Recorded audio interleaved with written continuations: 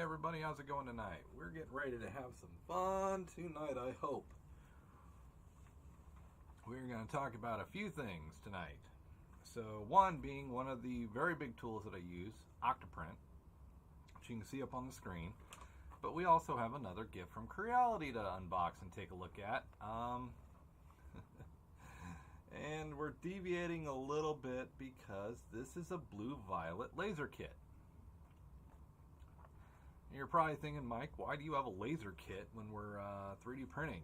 Well, your Ender 3 can actually mount a laser and do engraving.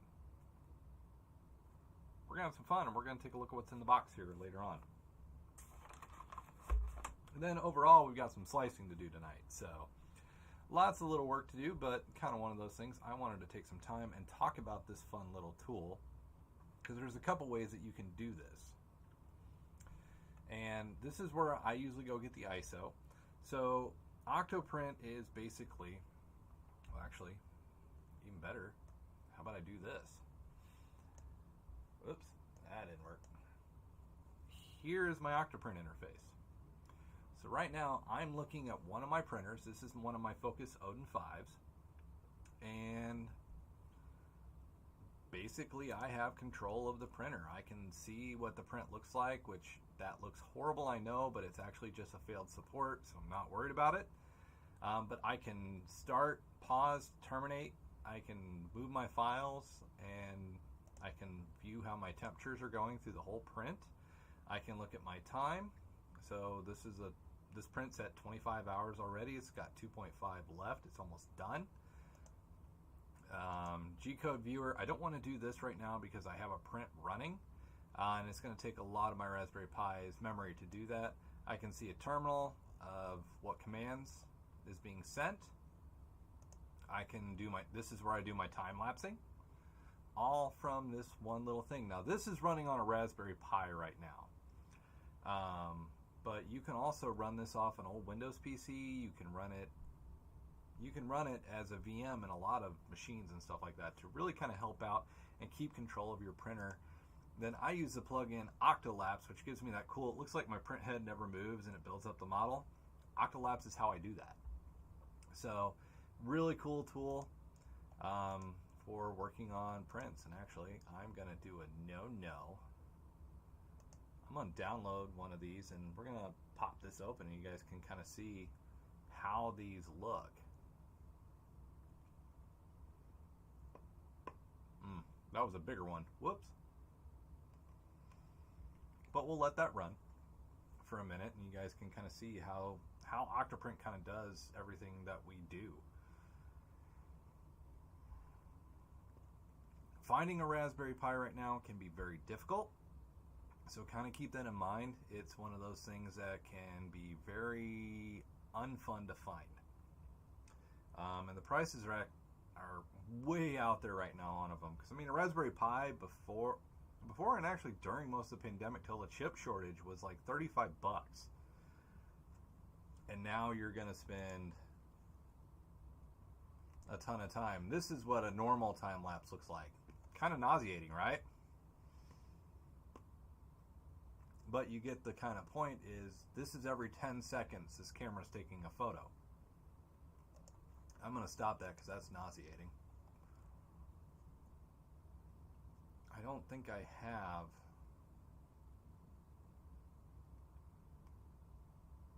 Huh.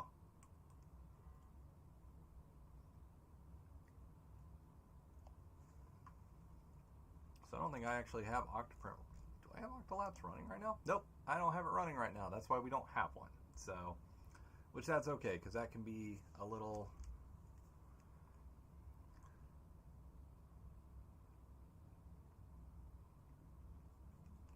It can be a little, it can be really fun to work with. And honestly, I can pull one from one of my other ones. Octolapse, time lapse.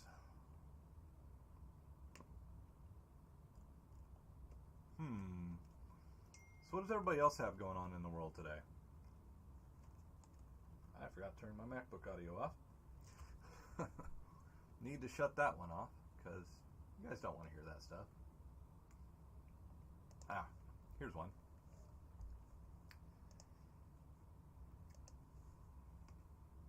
Go to my downloads and pull that. So here's what the Octolabs ones look like. Very nice.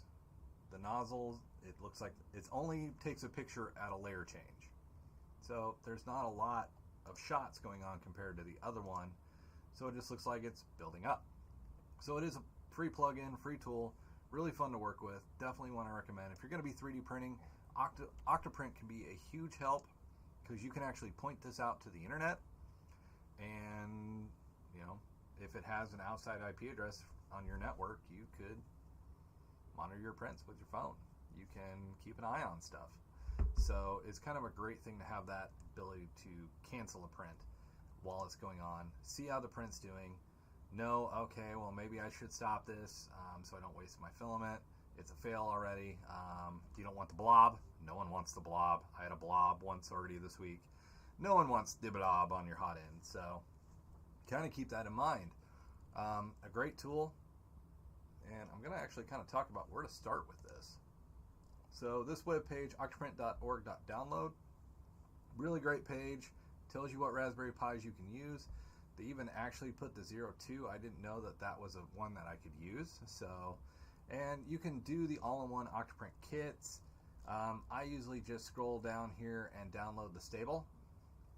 So it works really well for me. I download the ISO, and then I take my SD card and I plug into my computer, and I use this program called Balena Etcher. And the ISO I downloaded from the site, I'll go get that, which is right there.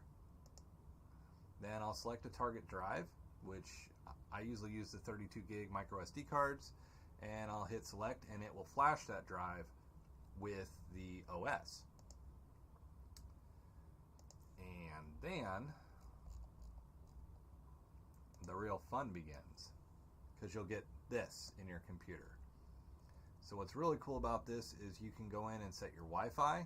You'll use the WPA supplicant to set that information in here. And you can create a host name for this one, which I need to do. I don't want to do that yet, because if I do that now,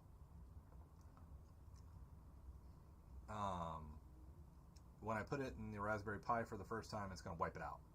Oh, that's nice of you to print that for your oncology nurses. That's really cool, Andrew. That's a really nice thing to do. But all in all, this program gives you a free way to take control of your printer. If you guys want more information on this,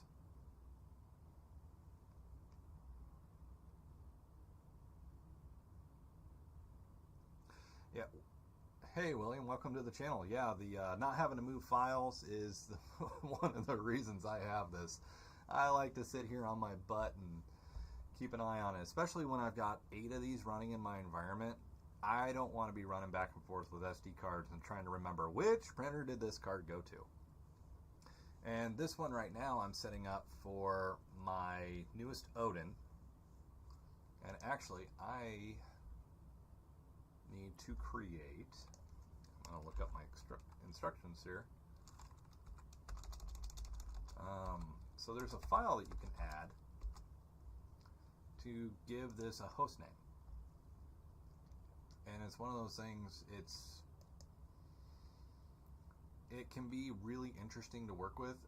That's what allows me for that, like that one that you saw me pull up. It is my Odin 5.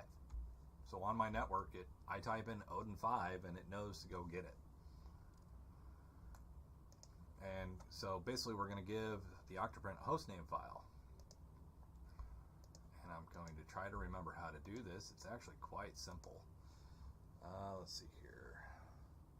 Start Notepad++. No, I don't want to update. We're going to pull this in here and we're going to create a new file. And this is my Odin 5. I'm going to call it beta because this is now my second one in the environment. So there's a certain way that I have to save the file for this to work. So I have my host name in the file, so now I got to save it a proper way. Hey Drips, how's it going? Glad to see you at the stream tonight. And I gotta remember how you save it. I think it's just OctiHost, but it's been a while since I've done this outside of the interface. So you can do it in the Raspberry interface, and you can do it this way. I just prefer doing it this way because I make a file, I save it with a name, and it's done. And I can't remember how to do it. I can't find my my file. Out to Google I go, because this is actually really nice to be able just to pull up your Octoprint this way. And I can't remember the name of what to save it as. I should have looked this up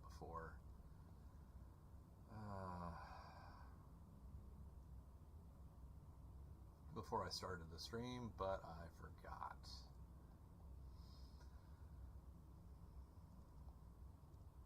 And like I said, there are ways to set this up over the internet as well. I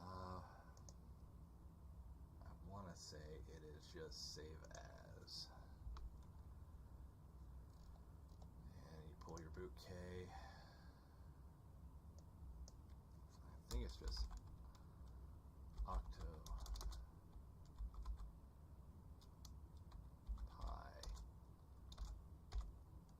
I can't spell.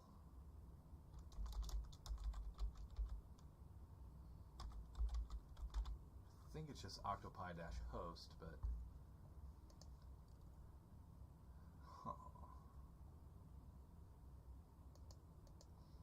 because usually what I do is I just put this in here, and then I boot up my Raspberry Pi with this on there, and it would just go. But I can't remember if it's just Octopi-host or if it's Octopi-host name.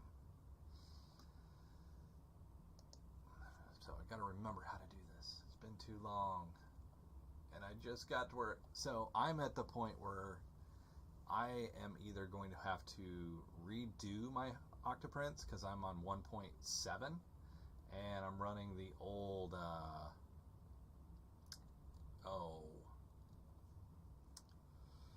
what is it? What is it I'm running that's old? Oh, Python. My Python's old. So I've been reworking them so I can go to the 1.8 version. But I just cannot remember for the life of me the file name.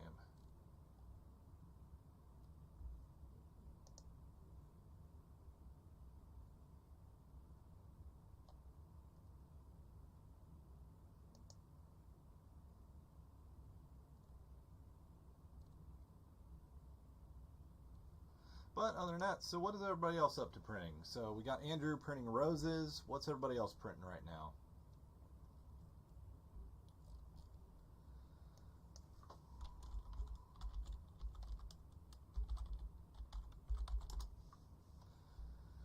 I have a bunch of stuff running in the background back right there right now. Oh, you guys are enjoying me scrambling. Okay, I get it. That's cool. I get that. There's nothing wrong with that. Because usually you could do it over octopi.local. That usually doesn't work most of the time for me. Oh.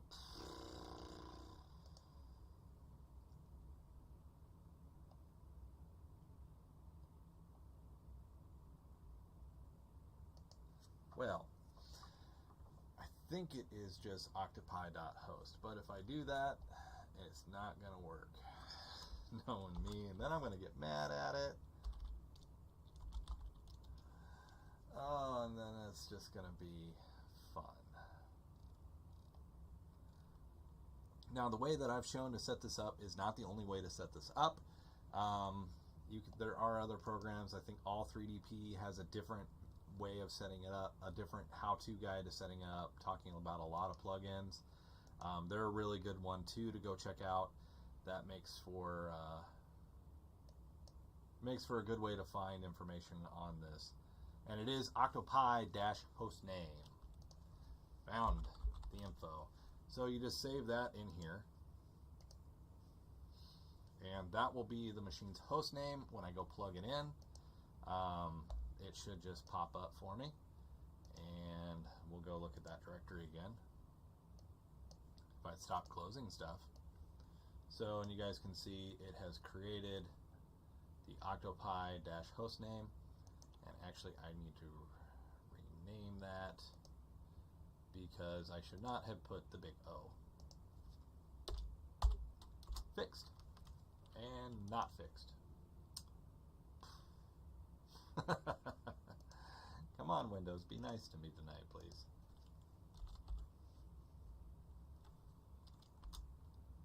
Well, it's going to do its thing. But you kind of, hey, Douglas, how's it going? You kind of get the point where I'm going. So I've already entered my Wi-Fi information. You guys don't need to know my Wi-Fi information, so I'm not going to open that one tonight because you don't need access to my Wi-Fi. But you would go to the WPA supplicant and scroll down and take the few pound signs out, enter your SSID for your internet network and your password, and then it should connect over Wi-Fi. So right now I have my Octoprint ready for basically to put the chip in. The Raspberry Pi, boot it up, and see the initial setup interface, which will take me into this after I do the initial setup. So if you guys are curious, that is the legs of a Demogorgon that are printing right now and are about to finish, so I can actually start actually putting that one together, because it's a really awesome model and I want to give you guys a video on it. So definitely some cool stuff going on there. Now, I mentioned earlier we got a Creality package. I'm going to switch the view here real quick. You get to get a closer look at my bigger ugly face. There we go. So Creality sent me a new toy, and I don't think they should have sent this to me in all honesty, because I really kind of see myself hurting me with this. But we are going to open this up, because what they've done is they've sent me the blue violet laser kit for the Ender 3. And we're going to get real dangerous here real quick. You thought me playing with heat and dangerous chemicals was bad. Well, now I get to play with lasers. So we're going to have some fun with it. So they send some basically small plywood sheets to play with, to test with, to get the laser working. The instructions are supposed to be very, very simple to use. So if you have an unmodified Ender 3 with the original carriage, this attaches really easily. My Ender 3 has been heavily modified because I'm using a I even forget what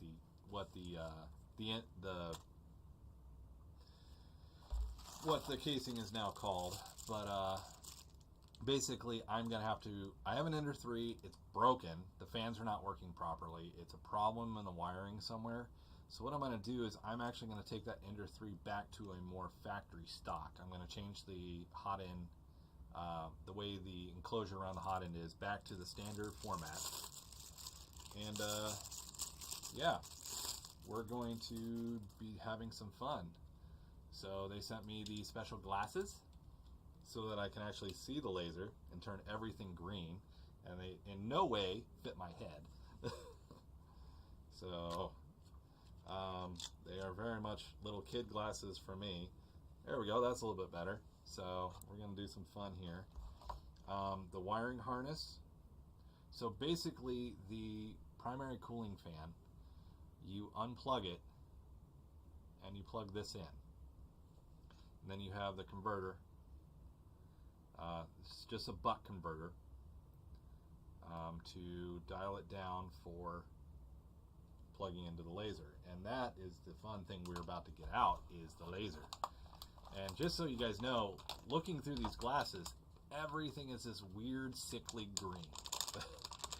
But this is the fun part. This is the piece I've been waiting for.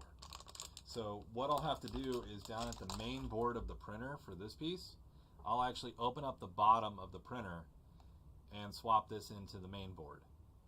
So, hey, Highlander242, welcome to the show. So I will actually connect this into the main board, and this will come out to connect with the coup de grace piece, the actual laser that we're going to play with. And leave it in chat if I should keep these glasses on the rest of the stream. So it's going to be quite disconcerting to do it, but that's up to you guys. If you want them off, put off. If you want them to stay on, tell me to leave them on. Oh, but, oh, that's not good. Okay, this guy untwisted here so we can actually take a look at the laser unit. So this probably will not be run on my stream.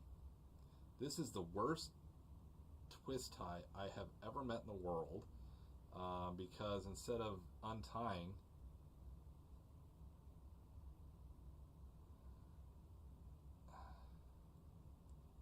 there we go.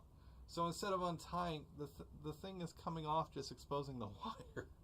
That is a terrible zip tie. Alright, and here's the laser itself.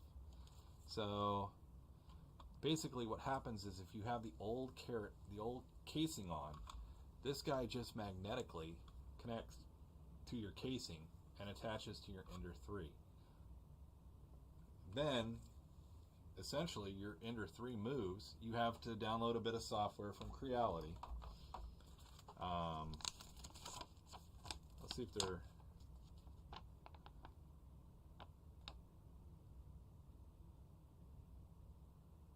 So, and it states right here, big in safety warning, do not put human body parts under the laser.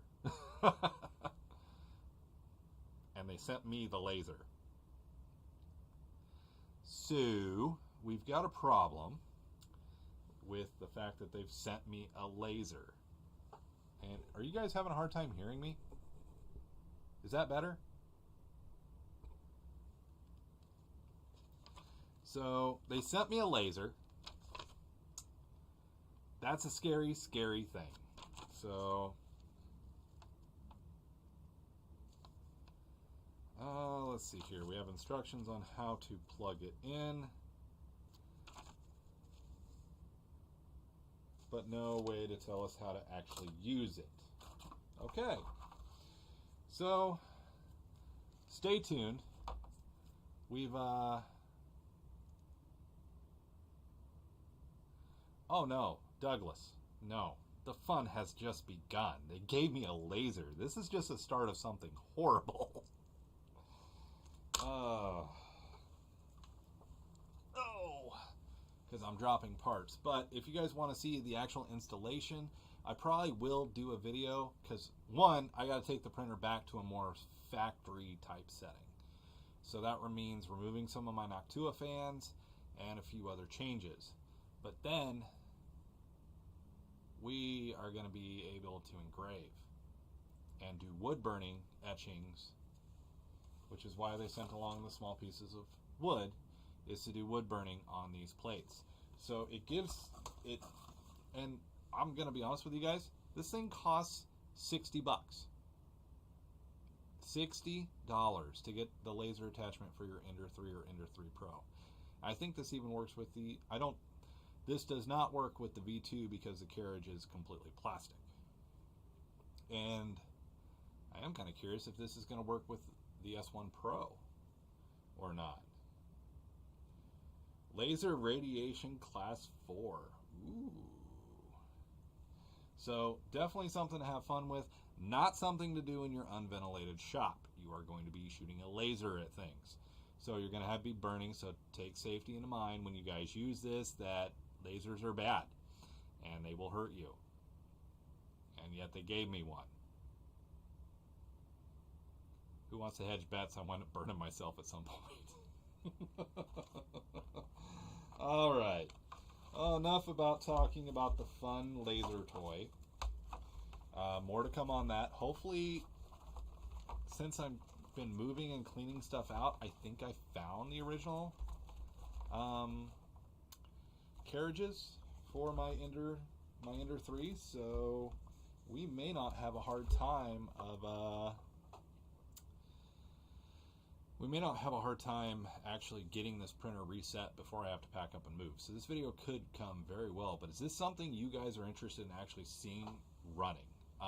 Because I don't know if I'd be able to even safely do this on a live stream. I think it's more, this is going to be a video kind of thing where I do it, show it, and talk about it. So if it's of interest, definitely let me know. But it takes your Ender 3. You know, there is that one printer called the Snapmaker that can do the CNC, it can do the 3D printing, and it can do the laser. Well, honestly, in Ender 3, if you know where Micro Center is and you watch it, you can get a Ender 3 a lot of times for sometimes $100 if you sign up as a new user. So really, for $160 some odd dollars, you have two of the features of like that $700 printer. The CNC, you can buy a cheap CNC for, that's actually bigger than that Snapmaker for less. So you honestly could get all three pieces for a fairly decent price anymore, if that's what you're interested in. I have no interest in doing CNC right now. So, kind of one of those things. So, what do you say we jump over and we do some slicing tonight? Because I have some files I need to get done. And basically, I want to make sure I'm answering your guys' questions of slicing. So, first question, where do we want to start? Do we want to start, and I got to take these off, they're making me sick. They're a cool effect, but a little seasick when you're used to seeing blues and stuff. So, I'm going to pack that all back up nice and safe, because I don't want my laser to get damaged or lost. Because I was actually excited to see this arrive today, with everything that I've been working on. So I'm going to give you gentlemen a choice. What do you want to see me slice in? Filament or resin? Which one are we going for first? Because I have noticed some comments out on the channel asking me where I get the Star Trek models, different things like that, asking me, you know, just basic questions. So now is kind of the Q&A. If you guys have questions or things you're looking for. I know, Douglas, you're still, have you pulled the trigger on your first printer, or are you still in a holding pattern? Because I know you were looking for a printer. You had several on your list. And I will say, actually, this is a good time to talk about it. The Photon M3 Max. I have successfully printed with it. I am very happy with it, and I'll kind of show you guys here. Now this is just a gaming base, and the camera is not doing it justice on autofocus, but you guys can see that 8K, even with a base like this, the ripples of the water, the mice, and everything else in the little aqueduct, I'm trying to turn it, you can see the little pipe coming out of the side there. It has ridiculously good detail. It comes out really smooth. You can see some pitting from where the supports were removed, because I print these at a 45-degree angle. But all in all, the M3 Max, I had to do 150 bases this week. I've done it. They're done. The M3 Max did 8 sets of 6. I did 48 per batch. So, that is just really cool, the high level of detail that gives to a three-dimensional base. And that's just the bigger one. Let me see if I can find the pillar one. So this one I really liked because of the stone face. It's kind of small, and if I move in, the light's going to wash it out because cameras. But the face of the pillar and everything, that little mount came out really well. And you guys can see, I mean, it's not very big. It's about the size of a nickel. But that's a lot of ultra sharp detail on such a small piece. So the resin printer is coming out really, really well. The M3 Max, I have been very impressed once I got it leveled. And then what I did, and actually, you can't use it in, I can't use it in the Shinto Box Pro. It's not available yet. You can make your own profile, but you know, I just didn't want to do that. So what I did for anybody that's curious, here's the settings for my M3 Max right now. I'm using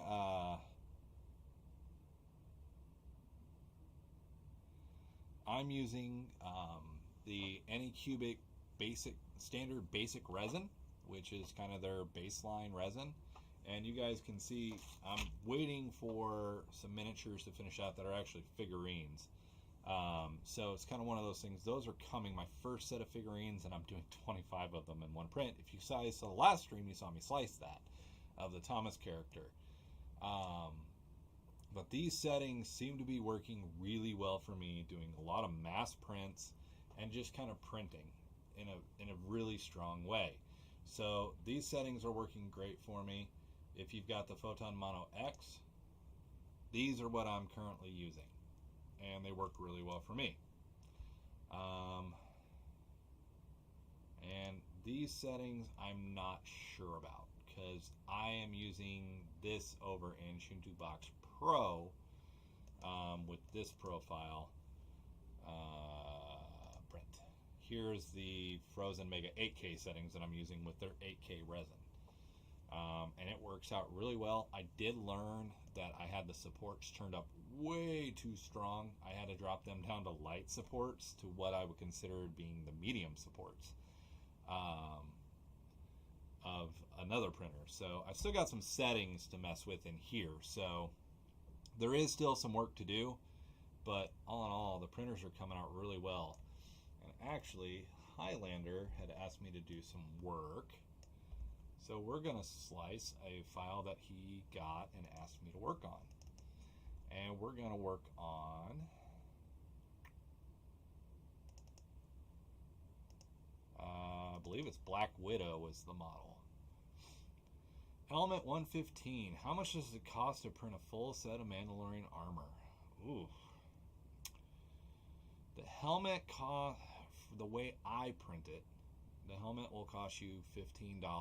About the chest plates, about another $10. The shoulder and arms, probably $10 or $15 more. Now this is just filament cost. The leg plates, both of them probably will cost you about $20. So you're probably looking at a good, if you go full bore with the rifle, the pistol, the little grenades that he carries, and kind of really get kind of detail on his back and everything, you're looking at a good $200 in just material costs. And then you got time on top of it. So I mean, in all honesty, and that's not even painting it, that's just printing it. So actually painting it and finishing it can take even longer. So kind of keep that in mind. And I just realized I had not switched and actually where you guys could see my screen and see my settings. So that was kind of silly. I mean, I am just not on par tonight. So let's switch back over to that actual view. So I've got Shuntu Box Pro pulled up, and actually I'm going to go back to the other one. So here is my M3 settings. That's what I'm printing with right now. That's what's working great for me. This is what's really kind of hammering it in for me right now and doing a really good job. So with that, looking at this, the settings are pretty awesome, especially this bottom exposure time. I'm really impressed on how this is doing with that printer since it's so much heavier. I'm actually struggling somewhat to get them off the build plate. And I'm really actually kind of happy about that, to be honest. Because the Photon Mono X, I'm having to use a much longer exposure time to get it to stay adhered to the build plate. But we're here for the M3 Max, let's be honest. So we got an empty build plate. I am eager for Shuntu Box Pro to get this into their settings. This is a pre-supported model, and I am honestly, this is one of the reasons why I love this model. Is, well, it's not that I love the model, I love the printer. So usually to do this model, I'd have to break it up into like 7 or 8 prints. This new printer, not so much. We're missing one piece. Get her backpack in here. All right, and then I'm gonna right click, or no, I'm not going to right click because that's not that program. Let's see here, copy, and I'm going to do auto layout, and I'm going to adjust the minimum distance down to 0.5, and I don't want to hollow, I want to auto layout, and I want to center it. And it'll put everything on the build plate for me. Love that setting. Love it. So, and I did have a request from one of you guys putting a comment out there for me to actually take a look at Lynchy. I have yet to do that. That is on the work list, but I have not gotten there to do that yet. So, all of her parts are right there on the build plate. They're pre-supported. I'm not an overly big fan of this layout, so I am going to change it a little bit, because personally, and this is just my experience, I prefer to have taller items. I don't know why that just went off into space, but it did. So let's get you back on the build plate where you belong. I tend to prefer taller items in the middle, especially if I've got their rafts touching. I want the heaviest weight in the middle of the printer. And basically I am going to, I don't want to do that, I want to scoot you over. And heaviest piece are those two right there. So I'm going to center them. If I would stop clicking things, and I'm going to actually turn this one to not take up so much space, and slide that back in. And I'm going to kind of just distribute everything around the build plate. Now, you guys notice the skates. Yes, I am making the skates touch. Quite frankly, it's a skate. Who cares? But I also try to orient stuff into the center of the build plate as much as possible. Her head's kind of hanging out there. I'm going to turn that. I'm going to kind of tuck that in here. I'm going to tuck that one in there too, because that's all of her hair.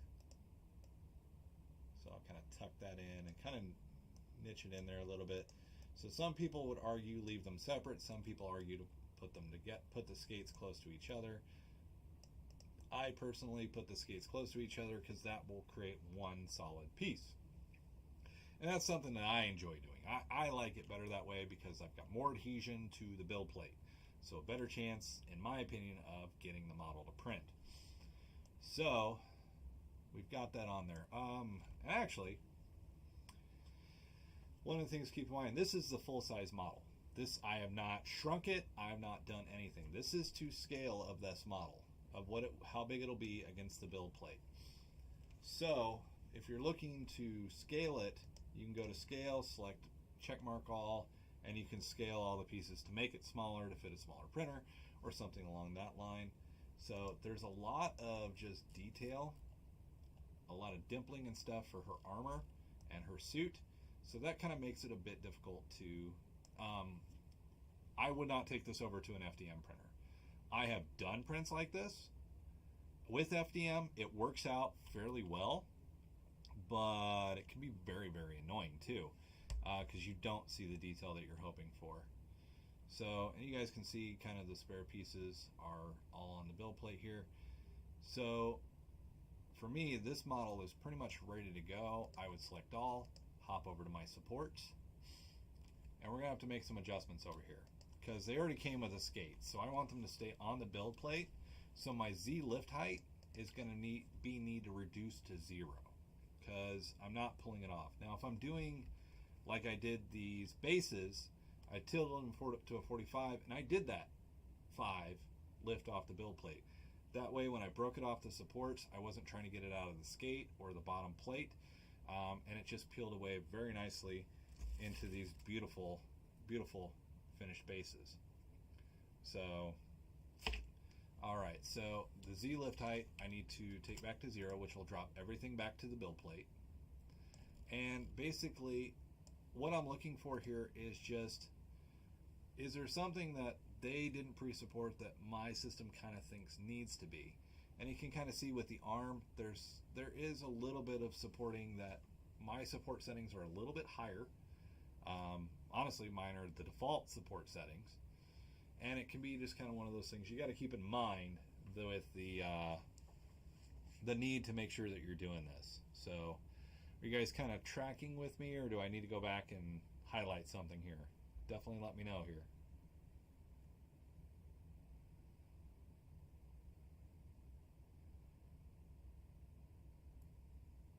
And this does take a while. With so many pieces on the build plate, this takes a while. If you guys would like to see me do this on a Photon Mono X or the Saturn S, definitely holler in the chat, let me know, so that we can kind of play with it here.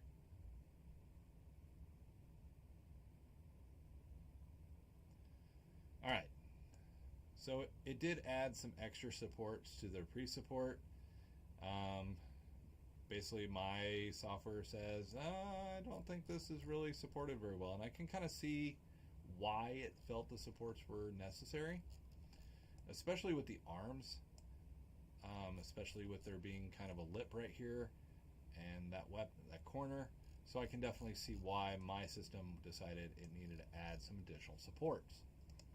So we'll pull that back to home here, and you guys can see how those supports all kind of line up.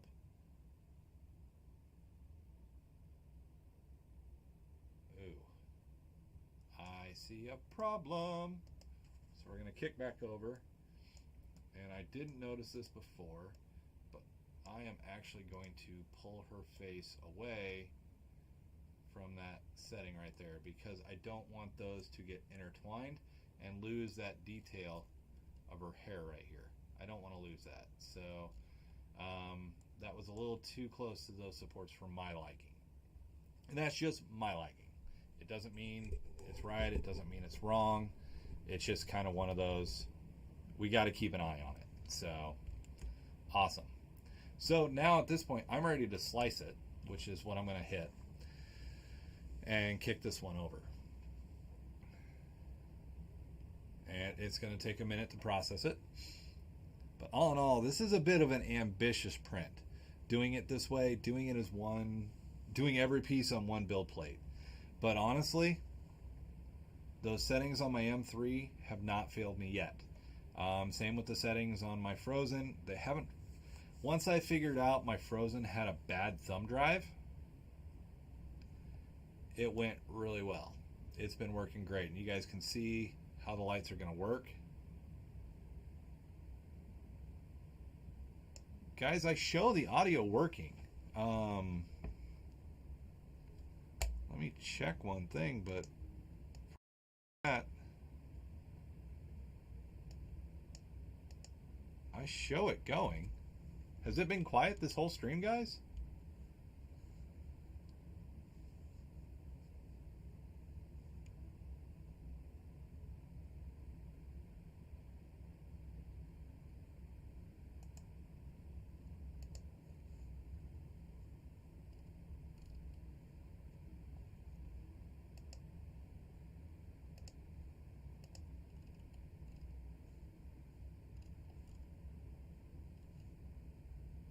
According to my volumes, I'm at max, so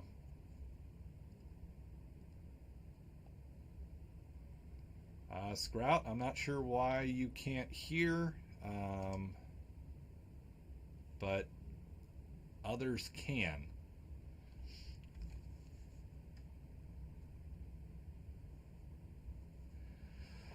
So you guys can see how the light is going to work for the print.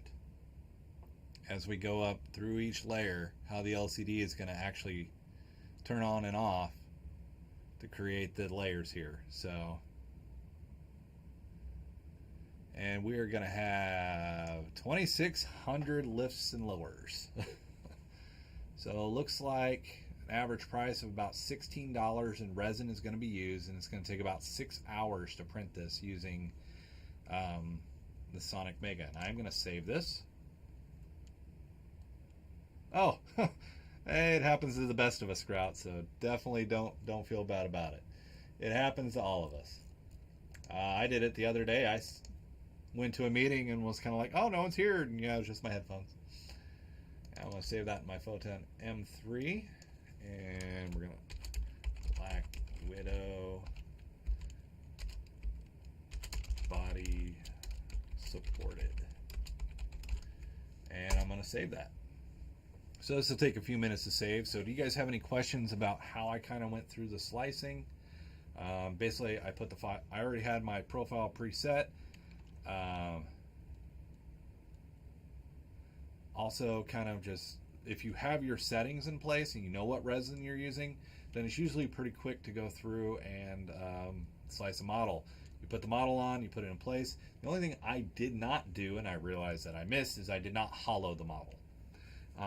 With the bigger printers, this is a bit more of a thing that I do because it lowers the weight of the model. But honestly, there's no need to have this thing completely solid either. And honestly, it's going to create some of a problem if you do, because it's going to be heavy, which can be bad. And two, you may not get a good cure, which means possibility of resin leakage, or the model actually rupturing and popping later on, which is never good. Because a lot of times what I'll do is like how you see this leg on my screen right here. After I print, I may take a little drill and drill into it and clean it up real good and set the model upside down so that hole is down, so anything that's inside can actually go out that hole, but also pressure can't build from chemical reaction. Sometimes that cleanup is a little bit necessary. A pinhole is usually all it needs to let it breathe and dry inside. And there we go. So that is now saved. I can kick back and we're going to wait for it for a second because maybe it wasn't done, but I'm going to show you how to hollow this out. So, and then we're going to go add a printer. So basically we're going to go add a photon mono to Shinto Box. And we're going to take a look at its base settings and kind of discuss it a little bit maybe. The Photon Mono, it's an older printer. It's a little guy, it's a little 6-inch, but there is nothing wrong with the little 6-inch printers, especially if you're just doing miniatures. That printer, that little 6-inch build plate can be awesome for just printing simple little, printing the little guys. Or, you know, even some of the bigger figurines. So, just because I have a massive Scrot, yes it can. I actually had an A-wing do it to me the other day. That I did, the drain hole got plugged and it built up, and I was just sitting there and I heard and a big old crack formed in the model. It's quite disappointing because back to the printer I had to go and make a new one because it just didn't get dry enough inside, and there was denatured alcohol mixed, had gotten in there as well with the liquefied resin still, and the hole got plugged. Expansion, pop, boom, pop goes the weasel, and I lost a whole print. So, little disappointing on that part. Okay, so the right's now done. So in Shinto Box, standard Shinto Box, you just have to go up here and go to hollow. Here's my settings that I do to hollow. So it's kind of one of those things, and then you hit start and then you watch, and they're hollow.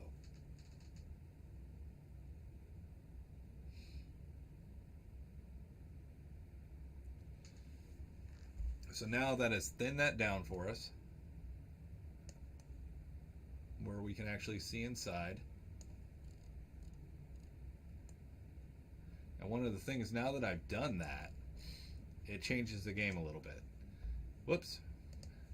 Well, we'll mess with her head here. We'll play with her brain here. So you can see hollow inside. I'm going to redo plus all.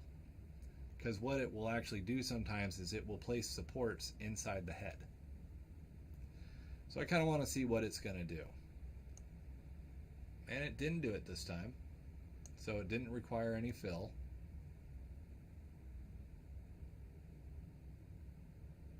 But it did feel like it needed to support a bit further. It needed some additional supporting, which is fine. That's not a terrible thing. And the reason why it only brought that one piece over is because I didn't have select all checked. I'm gonna hit the home button. So it didn't bring everything else in to do it. But that just reduces, one, it reduces the amount of resin that you use, which, let's be honest, resin is not cheap. For the frozen, if using their 8K resin, that's $50 a bottle. And we're using pretty much half a bottle to print this as it is. So that's fairly expensive. The Illigu standard resin that I use for most of my printers runs about $30 a bottle. The resin that I'm using for my Photon Mono X and my M3, those run about $25 a bottle. So there's definitely an expense here. And with resin, there's a lot of basically expenditure that I don't want to deal with, because I don't want to fail print, because then I got a gooey mess. I possibly have damaged my FEP, which can create a leak, which can then ruin my LCD, ruin my printer. So it's kind of one of those things. It really kind of goes hand in hand on what goes on here, and it can really just be a mess. So getting it right here can lead to less problems later on. So hopefully you guys found that informative. That's one that I had to slice. I'll be honest, I already started it. So yeah. So now we're gonna clear this off, and we are going to add a printer. So you guys can see I have a whole bunch of printers here, but I want to add a new one. So what I do is I go in here and I go to settings, and I go to the add. And you guys can see there is quite a big list of known printers. So if you haven't gotten into Shinto Box, here's a great way. This is where you start. This is where you get started with the program and get your printer in there. So the printer I want to add is an Anycubic, and I want to add the Anycubic Photon this time. You guys can see they've got the M3s in here. They've got the Photon Mono 4K. They got the Photon Mono. They got the 2 Photon Mono X's. They got the 6K in here now, which is awesome. The Photon X, 0, and even the Photon S. But we're just going to go for the basic mono. And I'm going to hit OK. And basically, here are the settings it comes with by default. So this is always, I encourage people, and I can't stress enough, treat this as a starting block. These may not be the settings that work for you. Resin, you can kind of set your costs and all that stuff here. Here's where the real meat and potatoes happen. Here's your base print settings. So to me, that bottom exposure time, it can be right, it can be wrong. You're not having such a heavy build plate, you're having small minis, so that would be where I'd start. Now if I print something and it doesn't stick to the build plate, that's the first setting I change, is that bottom exposure time. So the Saturn S, you bring that up. I don't know if this will help you. Here's my settings that work really well. It's always a settings ball game with these programs. Don't blame the program. The program is only using a set of default software that is out there that it is given. So, and these guys only load so many profiles. And it's really kind of just trashy how sometimes these base profiles that programs like Shinto Box and Lynchy are given, that can really make a mess of a person's printer. So one website for everybody, and I'm going to throw this in the chat here in a second, that everybody should favorite is this one. So if you've got a printer and you're not sure what resin's going to work for you, here's the Illigu printers, the Saturns, Alts too, the Mars Pro, the EPACs, longer Novas.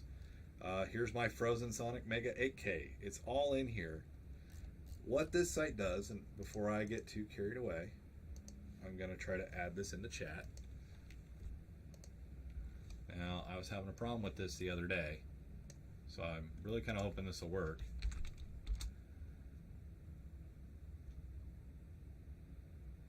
It may not work, But what's cool about this is, so I'm working with the Photon Mono, or the Photon.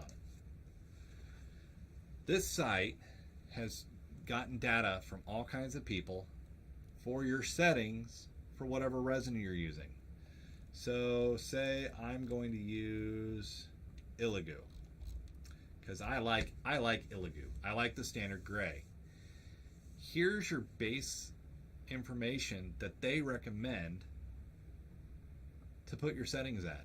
So your base exposure, they say pop it up to 80 for the Illigu resin.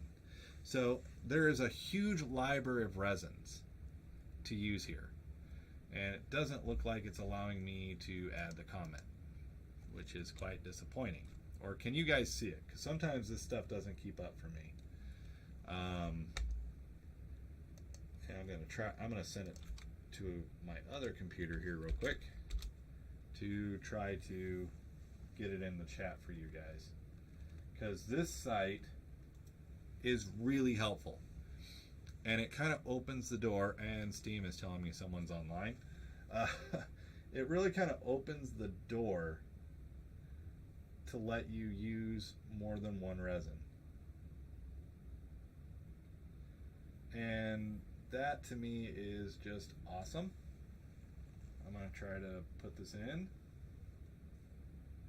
And I don't know why it's doing that. Adding a whole bunch of stuff that I didn't tell to add. Oh, you gotta love Messenger.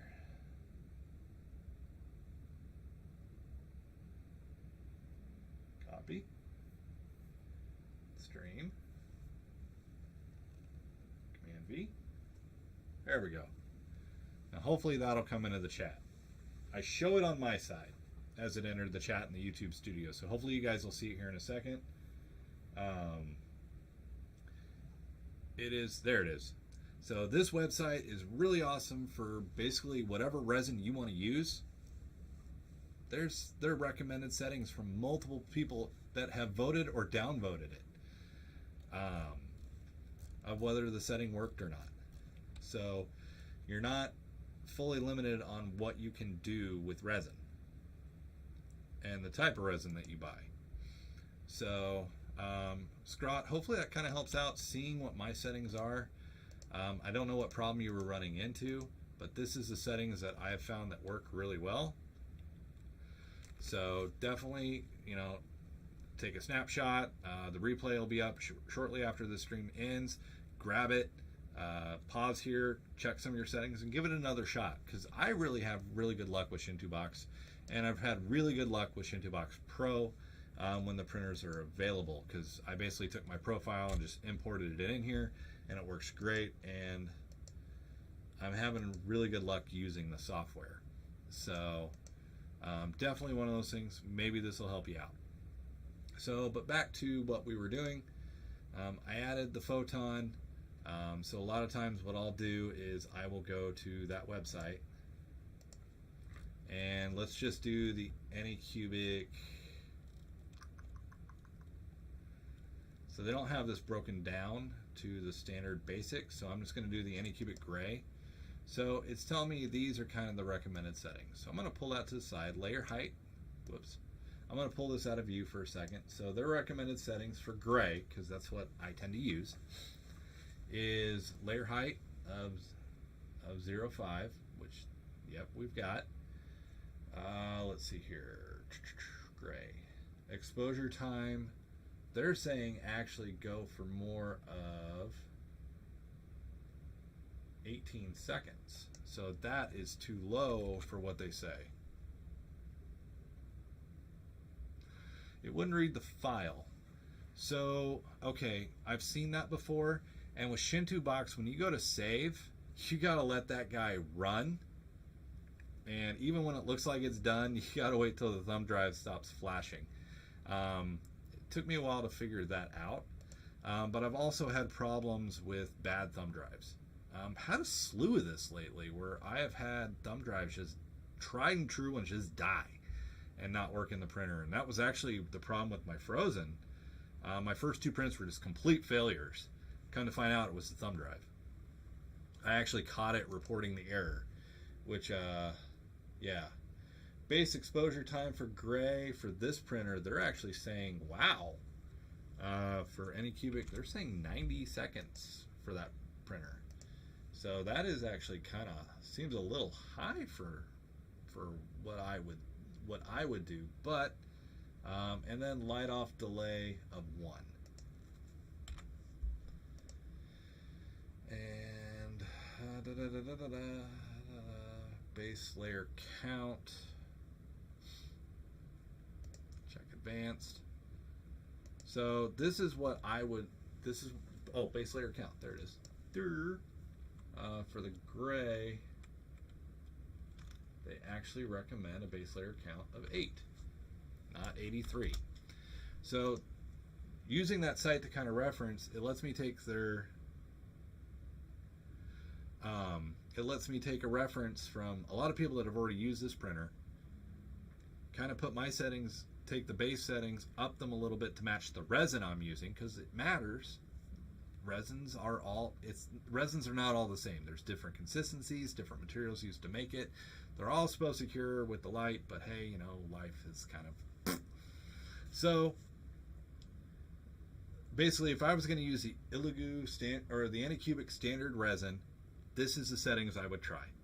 This is where I would start for a photon, just a base photon. I would probably play with the advanced, but not really a big thing for me. This is just calculating cost. And I would double check this because I've seen it where this is actually wrong from a default profile. So kind of keep that in mind as well. Now, I don't have this printer, so I'm going to delete this profile here shortly. But definitely kind of something to think about when you're setting up your printer. Using that reference site can be a really awesome tool to get started and keep going. So basically, these are what matter. Then you put your model on the plate, you orient it to which way you think is best. I mean, I'm gonna be honest, when I'm doing model bases, here's my plate. I usually always do them to a 45. I think it prints better. I don't like having it directly on a plate flat like that. To me, that is not something I enjoy, and it lets me pull it off without having to try to chip away at it from the bottom and possibly damaging my print. So that's why I print at 45s a lot of times. Thickness would change.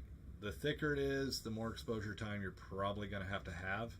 Now, are you talking about thickness as in how I hollowed it out, or the model being completely solid, or not hollowing it?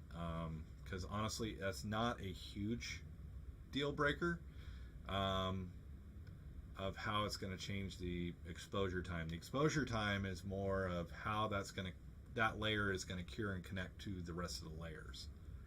So the base exposure time, we want it to dry harder to the build plate so it sticks and will stay on the build plate as it goes up, where the lower layers, they don't have to be as hard. That's what the whole curing process is for, is to make that even harder. But we want it to be strong enough that it actually holds together. That's where your exposure time becomes a big deal. And with gray, you're working with darker material, so that exposure has to go through, you know, it's a bit different if you're using 25 millimeter minis are teeny. That ain't gonna affect you. I don't think it would. I mean, you're basically doing this guy, and he's completely solid using the settings that I use for the Saturn S. Yeah, I don't think you're gonna have much of a problem, and that's with wait, what did I print you on? Oh, this was printed on the VoxLab Proxima, this little guy. I don't know if any of his details coming out with the camera. He's just an orc with 2 battle axes. But even like this with the Photon Mono X, my little adventurer guy carrying all of his stuff, he's probably about a 28 millimeter mini, and he's completely solid. So I don't think you'd have any problems with that scrot at all. So always kind of something to keep in mind. Trial and error. unfortunately, I hate trial and error with these printers. I'd rather know I'm going in good. But a lot of it depends on the Mini too. That's kind of the name of the game sometimes with this, is the Mini even going to work out well? But you know, my settings, there they are. Feel free to give them a try. Here's my advanced settings that I'm using on mine. I've got the anti-sailing turned on, my gray level's at 3. Just some of the advanced settings that I've read, people have tried, and they seem to be working really, really well. So definitely worth a shot. So my Photon Mono X users, I've got 2 in here, and this one needs to go. That was a comparison for a video I did a while back. But here's my Photon Mono X for you guys that are using the Photon Mono X. This is with the Anycubic standard gray, so basic gray. So that's the settings I'm using for that. My G-code commands and anti-sailing. I've got it turned down to 2. I just like it better that way.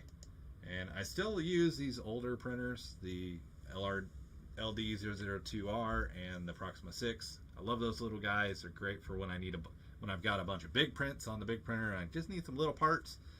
Those guys are my go-to for now. And I've got the M3. That's my settings I'm using right now. They seem to be working fantastic. And these are not, or no, I may have changed both. Did I change both? Hang on. I want to make sure I changed both. This is the settings I'm using for the Mega 8K. And they're not the same. So these settings are different. But these are the settings I'm using for their 8, and I am using the Aqua Resin Gray 8K resin for their stuff. So definitely something to keep in mind as it goes through. And guys, we are approaching 9:30 my time, so I'm going to close out the stream here in about 4 minutes.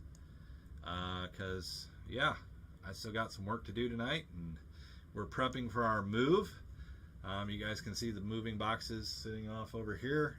You can tell some stuff has disappeared from the shop, but I haven't gotten everything out of the shop because I'm still playing with stuff.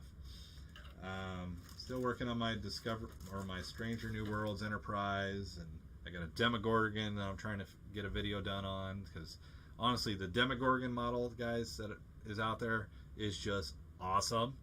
And when he's done, he'll be about 18 inches tall and all FDM.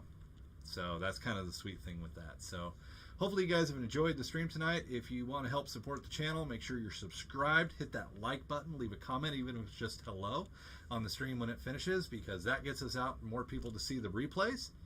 Also, kind of one of those things, if you want to see more on the laser, definitely let me know down in the comments below. And if you want to consider supporting the channel, hop over to Patreon over there and become a patron of the channel to help us have revenue to build bigger, badder, and more fun stuff and keep on the education going. And if there's something particular that you guys would like to see taught, definitely leave that in the comments below. It may take a while for me to get to the idea, but all ideas are welcome, because this channel is mainly for you guys.